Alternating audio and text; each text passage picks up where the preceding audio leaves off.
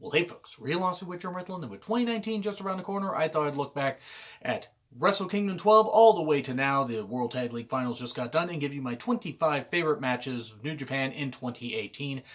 Big thank you, by the way, to you guys and women for making these New Japan videos so popular.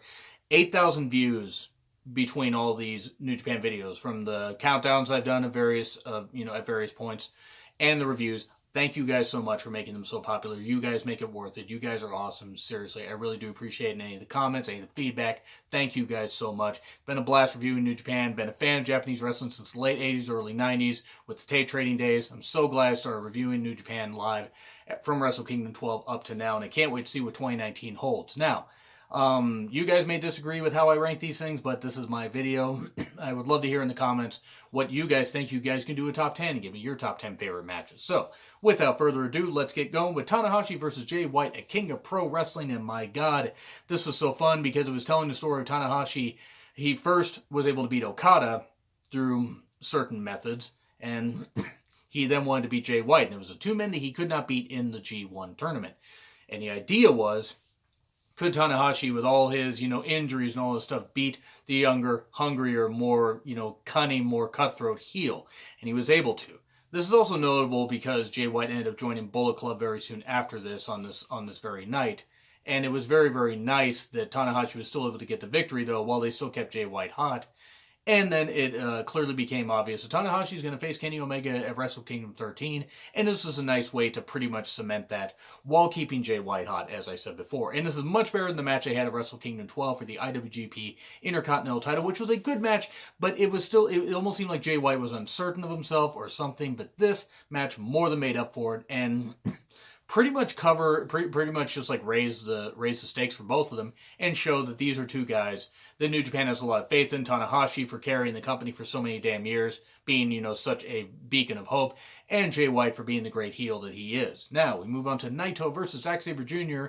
in the G1 Climax tournament at night 18. And this was the match where Sabre Jr. knocked Naito out of contention in the tournament, and it was very, very sad. There were people that thought Naito was going to win. I thought Naito was going to win. I didn't think Tanahashi would win. It's not that I don't like Tanahashi, but they're going to give Naito the victory.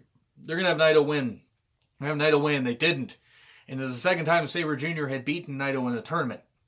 Beat him in the New Japan Cup, which was quite a fun tournament in itself. And it was just so, they always have really, really good matches. This was no exception. This is probably the best match they've had this year. And it was just really, really good. It was Naito, he just didn't have an answer for a lot of Sabre Jr.'s offense. And Sabre Jr. was able to beat him and knock him out of that tournament. And everybody was just so shocked and so floored, myself included. I must have been like that for a while. Then we go to number 23. Goto versus Jeff Cobb at the G1 Special for the Never Openweight title. I actually talked to Jeff Cobb about this match because I met him at an indie show in October, and it was a really nice guy, by the way. If you ever get a chance to see Jeff Cobb at any of your indie promotions, or if you go to a Ring of Honor show or anything or whatever, get a chance to do a meet and greet, talk to that guy. Really super nice guy. But anyway, back to this match. I did put over how great I thought this match was. It was very classic, very hard-hitting, with great strength and great striking. There were people that were upset, especially those in the live crowd, that were upset Jeff Cobb did not win. But I think Goto winning was the right call. Now, yeah, I would love to have seen Cobb win, and maybe Cobb will reign with the Never Openweight title at some point. But with this, Goto getting the victory, it certainly was a great hard-hitting match. And no, does it crack top 20? No, but it certainly is a great match and neither guy really looked like a loser. It was really, really good stuff. Then we go number 22, Tanahashi versus Okada, G1 Climax, night 16. This was the one where, could Tanahashi actually beat Okada? He hadn't been able to beat Okada for so many days. I think it was like a few years. I think it was like nearly 4 years, or just over 4 years at that point. But Tanahashi and Okada went to a 30-minute draw, and it was that's what it was. Except for the finals, all the G1 Climax tournament matches had a 30-minute time limit, and that's what happened. This had great psychology. Neither of these guys could ever really have a bad match. They could have a good match, while they could have some great matches, and I'll talk about some of those other matches they had here a little bit later. This was just really good because Tanahashi nearly had it, but he couldn't beat Okada. And then that's why they ended up doing the match later for Tanahashi's briefcase, his Wrestle Kingdom briefcase. This was still a really, really good match with great psychology, and it was just fantastic to watch both these guys go out and tear it up. After they had wrestled so many goddamn matches in the G1 tournament, this was up to this point, because this was near the end of the tournament. It had 19 days, and this was night 16. And they just cut such a great pace. It was really great, and the tie did not affect either guy at all. And then we go number 21, Taichi versus Will Ospreay at the World Tag League Finals for a number one contender spot for the Never Openweight title. And the idea is this was actually supposed to be for the Never Openweight title at Power Struggle, but Ospreay suffered some kind of injury, a torn muscle, torn muscle around his ribs or something like that, and he was unable to compete. And then Taichi faced Goto, and then Goto beat him, and Miho was disappointed, and I never like to see Miho disappointed. Let's move on. This match, pretty much, it was a rematch, but they didn't have the title. But Ospreay, because he had beaten Taichi while he was champion, they were like, okay, we're going to give you this match. If you beat Taichi, you get a shot at the Never Openweight title. And it was really good with Taichi immediately attacking and focusing on Will's ribs and telling the story, Will fighting back from underneath, and he did in the end, managing to beat Taichi, and then would challenge Kota Ibushi after Kota beat Goto later in the night for the Never Openweight title at Wrestle Kingdom. Yes, shut up and take all my money. That's going to be an awesome match. Number 20, Hiromu versus Dragon Lee at the G1 Special for the IWGP Junior Heavyweight Championship. And yeah, this one would have been a lot higher if it hadn't been for the unfortunate injury to Hiromu Takahashi.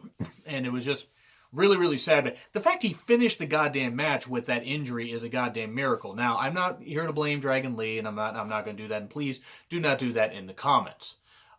This was a great match, though. It was great stuff, and it showed a lot of guts from Hiromu. It's unfortunate that he got hurt. Very, very unfortunate. I hope he comes back. I really hope he does. I don't know when he's going to show himself again. Probably not until he's ready to return. But it's going to be such a big pop when he comes back, and God, I hope he can come back. But this was a great match between two guys that work really, really well together. Injury aside, this deserves to be in the top 20. Now we move on to number 19. Oh, the G1 Specials here again. It's Cody Rhodes, because I'm going to call him Cody Rhodes, because he should be Cody Rhodes, because he's Cody fucking Rhodes versus Kenny Omega for the IWGP Heavyweight title. And this was really, really great. This was really great stuff. This was actually kind of the way to culminate their feud that had pretty much exploded at New Beginning and Sapporo Night 2. And this was really, really good stuff. There was a big superplex off the ladder, some really good storytelling with the Young Bucks, with Coda. With them not wanting to see these two guys fight, even though they understood they had to fight. Cody and Kenny ended up gaining respect for each other, because after this match, Kenny had managed to get the victory. You had the Guerrillas of Destiny, and then Haku, of course, fight and beat up all these guys. It was good stuff. It was, and of course, them all being kicked out of Bullet Club and now just being the Elite. That was a great end, but this was a great match, and one that I think maybe had, I don't know why it's not in my top 10, but maybe that's just because there were so many goddamn good matches, but this was such a fantastic match. A G1 Special, by the way. I do want to thank you guys really, really quickly. Over 200 views on that review alone. Big thank you to you guys for that. This was a really, really good match, though. And then we get to Goto versus Suzuki for the Never Openweight title in a hair versus hair match at Wrestle Kingdom 12.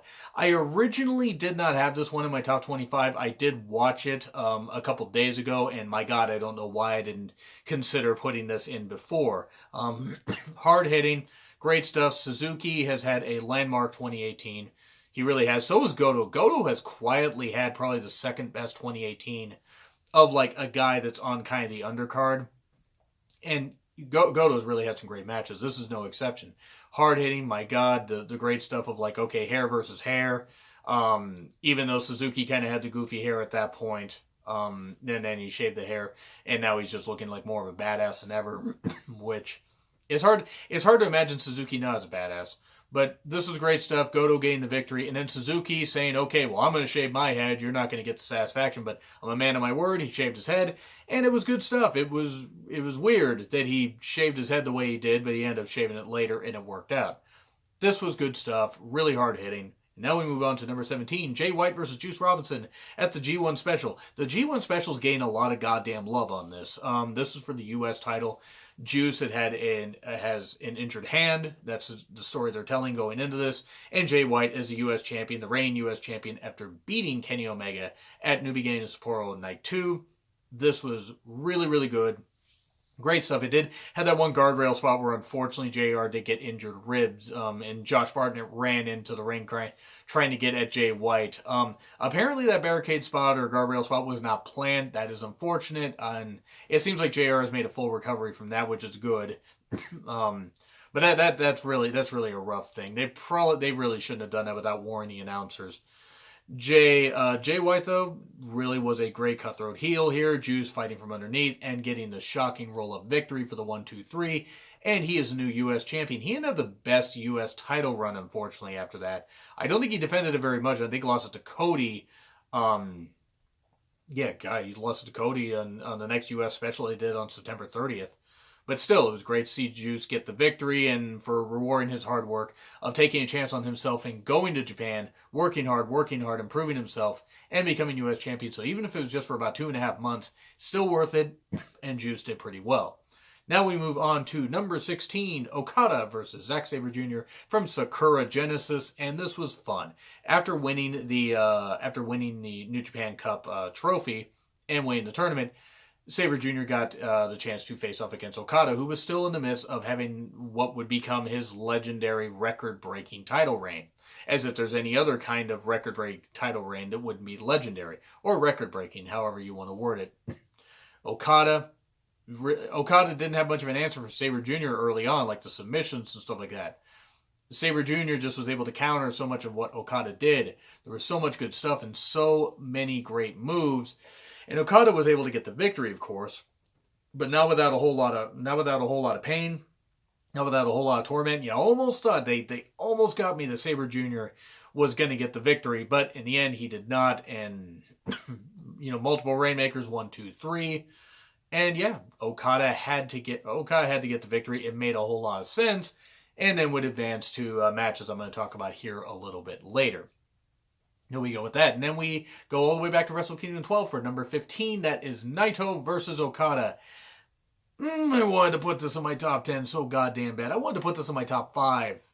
But Naito didn't win. And I love Okada.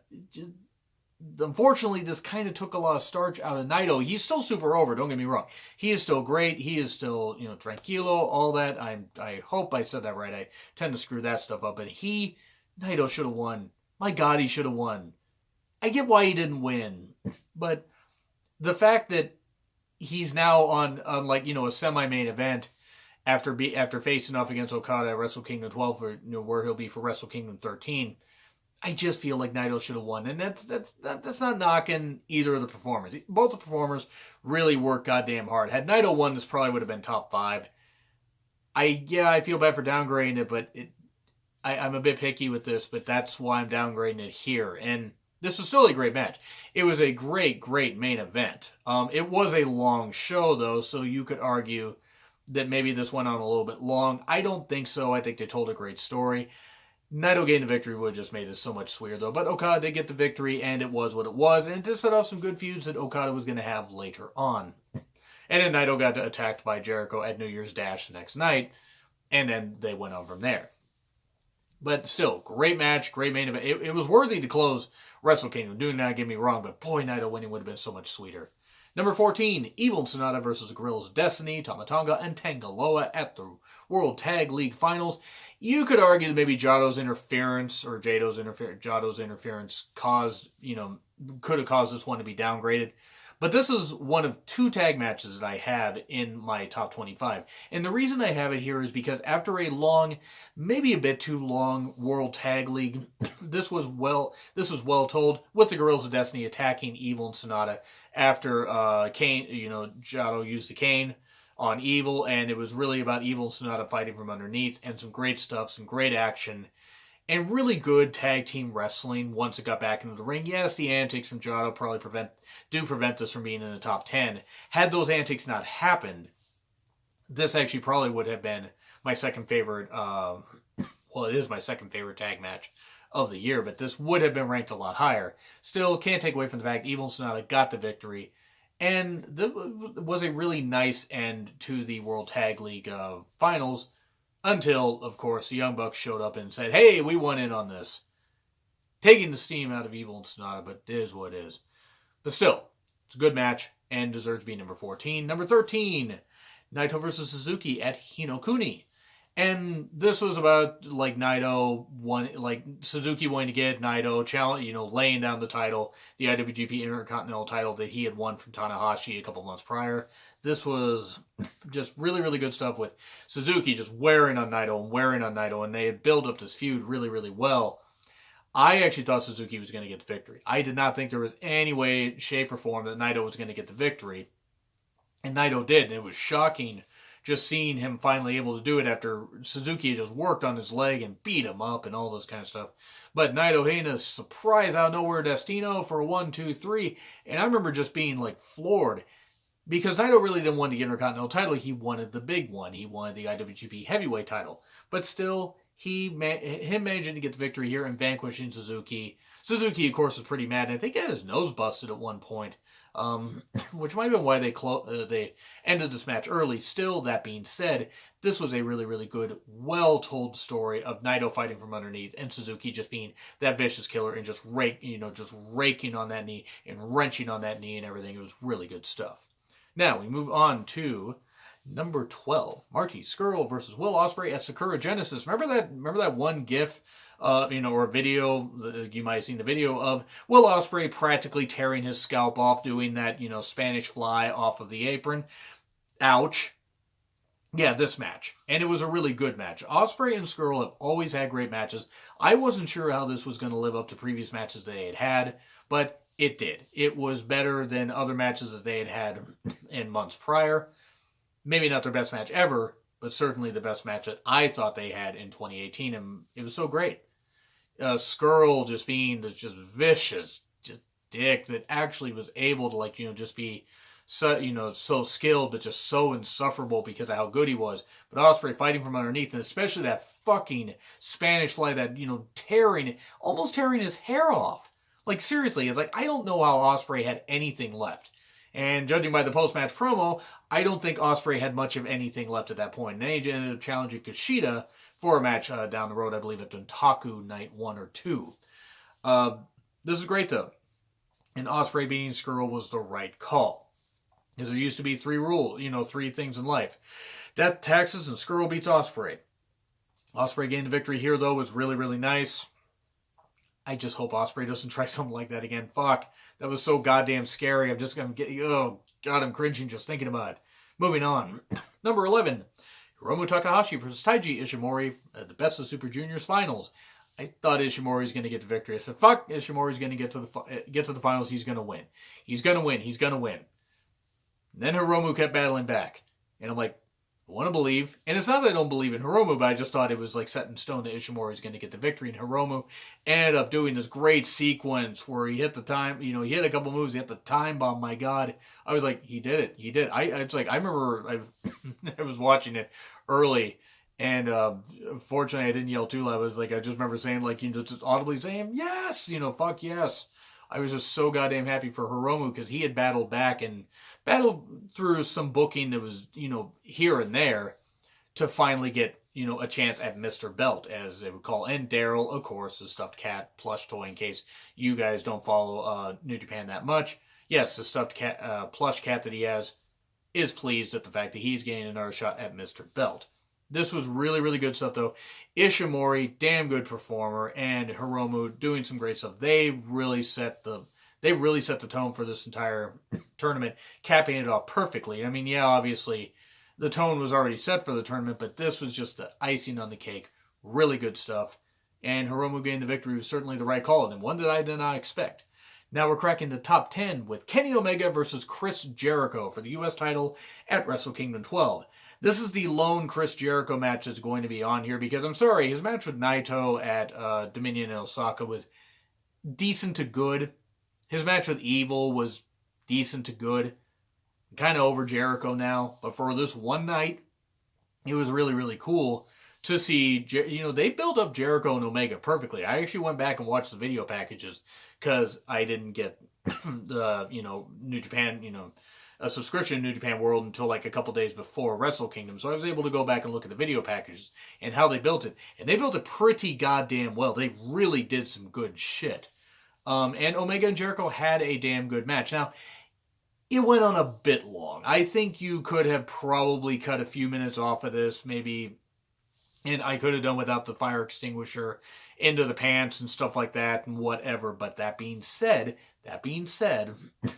they cut a really, really good pace here. Jericho showed how he could be, he could still be a great performer for one night, unshackled by WWE's restrictions. And Omega, I gotta admit this, I had seen some of Omega before. But being able to see it live, with everybody, I mean, obviously I was watching by myself, but live tweet with everybody. This opened my eyes on Omega and changed my mind about Omega, where I'm like, he is a really good performer. Do I think he's the best wrestler in the world? No, that's arguable. I don't think he's the best wrestler in the world. That's my opinion. Those that do, there is nothing wrong with you. You guys keep thinking what you think and keep being awesome.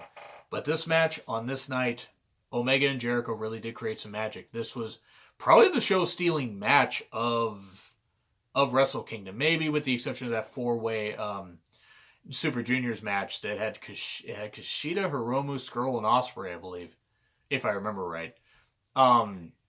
This is just really good stuff, though. Omega and Jericho cutting a great pace. Omega retaining the IWGP US Championship was the right call, and Jericho then would go on to have feuds with Naito and then have a feud with Evil. But for this night, it was really, really great to see, and it was great that he got to have Fozzie's Judas be his theme, because it's a great theme, by the way. So yeah, it's fantastic stuff. Now we crack into the top 10 proper with Tomohiro Ishii versus Kenny Omega. The G1 Climax, Night 14. Ishii beat Omega, and Omega had been just running through the goddamn field at this point. I'm like, Omega's going to remain undefeated. Omega's going to win the damn thing and then pick his champion, or pick his challenger. Silly me thinking that was going to happen, but and doubting Tomohiro Ishii, I'm sorry for doing that. Ishii is my MVP, by the way, of New Japan this year. Him and Goto, and maybe Suzuki, but Ishii for sure. I mean, if I did it to like a 3. It would be like a 3-man race of that. And don't get me wrong, there are other ones you could put in there, but they've been 3 of the performers I could always rely on to give me an entertaining match and hard hitting. And how the hell does Ishii move? How is he still able to move? One, he didn't have much of a neck, I don't believe, before 2018 started. He has less of one now. Him and Omega were just crushing each other and stuff like that. And Omega trying to put Ishii down, Ishii fighting back, some good stuff, and Omega trying to fight back. Really, really hard hits, but Tomohiro Ishii hitting the vertical drop rainbuster for the 1-2-3, and my God. And I know some people say Ishii or Ishii. I say Ishii because that's how some people on the announcers, and the announcers team say it, so there we go. But Ishii getting the victory, my God, handing Omega his first loss of the G1, and it was so shocking. I just remember being so stunned by it. And you're gonna hear Ishii's name mentioned quite a few times in this top 10. Yeah, this was absolutely great stuff. 100% fantastic. And then we move on to number 8. Will Ospreay versus Hiromu Takahashi at Dominion in Osaka for the IWGP Junior Heavyweight Championship. I was so happy to see Hiromu win this whole thing that, my God, this was just so fucking great. Really, it was just fantastic. In fact, I just gotta pull this out. I'm just gonna give this whole of this countdown a thumbs up, and I'm not putting myself over, but just the amount of matches, the great action. And by the way, big thank you to Jen for sending me that. I really do appreciate it. Really means a lot that you sent me that, and that you love my New Japan content. But to all you guys that do, really appreciate it. So back to the countdown proper. Ospreay and Hiromu cut a great pace here. I was like, oh God. I was like, oh, Ospreay's gonna get the victory. They're gonna pull the rug out from Hiromu right here. Maybe he'll challenge it to G1, or it's a G1 special. Or maybe Hiromu will go on to the G1 and get a victory. Or, and maybe win the whole damn thing. That'd be pretty cool. Nope. Hiromu won. And it was pretty much, he won with about the same sequence that he beat Ishimori with, which was a little bit shocking, but it was great stuff and just so proper and so great. And Then Naito breaking the fucking trophy. Naito breaking the trophy. That was just so fucking great.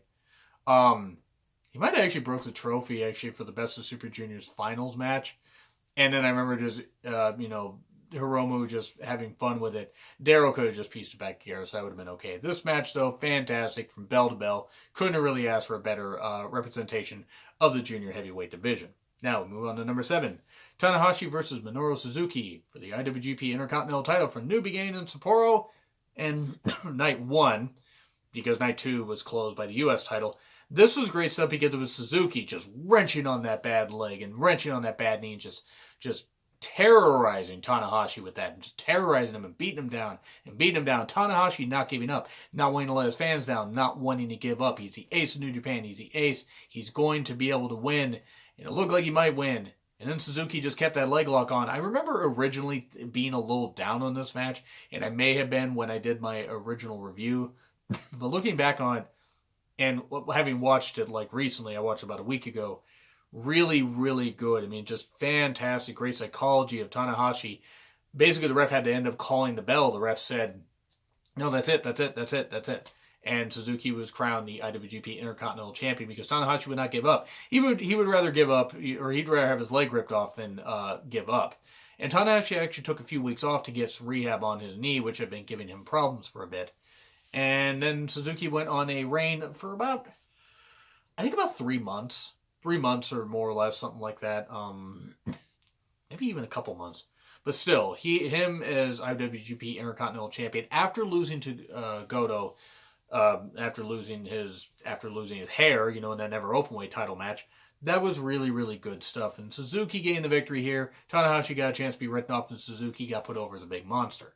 Number 6. Okada versus Tanahashi for the IWGP title at Dontaku Night 2. And another great match. If Okada won, he would break Tanahashi's record of consecutive defenses in one particular title reign. Tanahashi won, he would stop Okada, and Okada would only tie Tanahashi.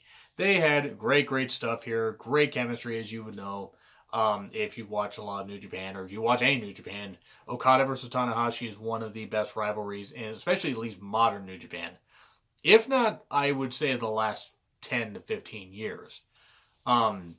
You go back a lot further, and I mean, I'm not saying it's the best feud ever in that company's history, but it's up there, especially modern. They cut a great pace with great Tanahashi seemingly like he was going to get the victory, multiple high fly flows, but Okada managing to eke out the victory and with such great tenacity, and beat Tanahashi's record by beating the Ace was the right call. And then Omega would get challenged by Okada in a 2 out of 3 falls match at Dominion in Osaka. I'll get to that match here in just a little bit. This match, though, with Okada and Tanahashi, the best match they had all year, easily 100%. There's no doubt about it. I mean, they always have at least good matches. I think the worst match of theirs is good, and this was excellent. Fan-fucking-tastic. Number 5, and this one's probably going to shock some people. The Golden Lovers, Kota Ibushi and Kenny Omega versus the Young Bucks at Strong Style Evolved. Yes, I'm putting a Young Bucks match in my top 5. I'm not the biggest fan of the Young Bucks. I'm saying that right now. They have opened up my eyes to them being able to actually add some psychology and add some good stuff to their matches. Apologies right there. This was very, very good. A very solid match. A very well-worked match. With Omega not wanting to take to the Young, or, not wanting to beat up the Young Bucks. They were his friends, but so was Kota. And there was that whole faction thing going on with Bullet Club where the Bucks were loyal to Cody, but they were also loyal to Kenny. There's all this divisiveness. And there was this one scary moment where Kota basically ended up saving one of the Bucks. I can't remember if it was Matt or Nick. In the scary superplex spot where if Kota didn't do what he did, saving by playing his feet and, moving when he did, it was going to be absolutely disastrous.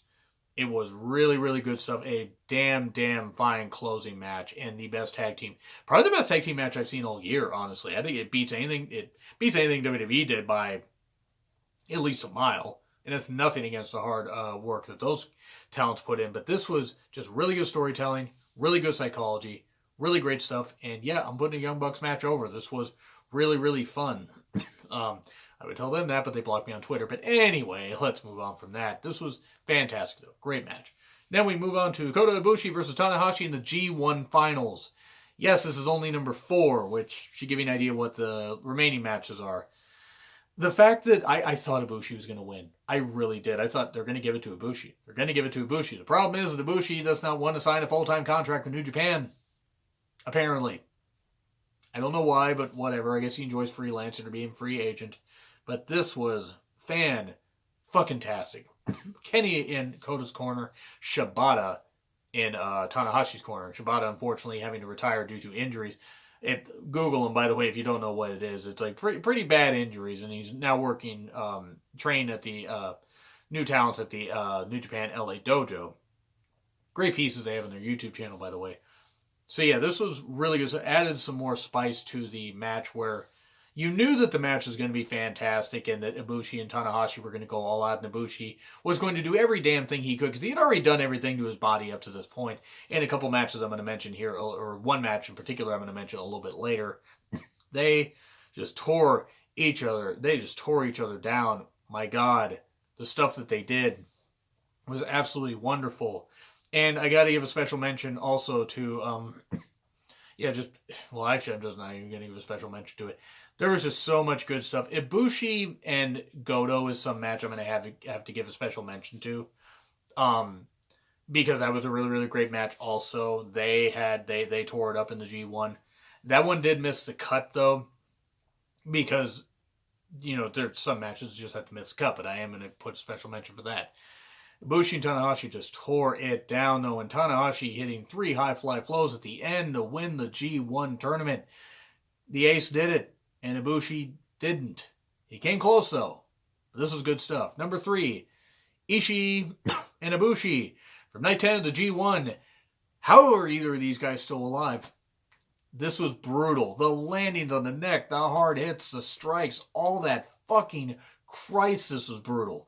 Go and watch this. I mean, really, I can't do justice just how great this match is. This was an absolute, slugfest, fantastic, wonderfully done. It was just great. It was just fan-fucking-tastic. I mean, I've said that quite a bit. Really great stuff. Please go and watch this match. It's absolutely wonderful. Night 10 of the G1.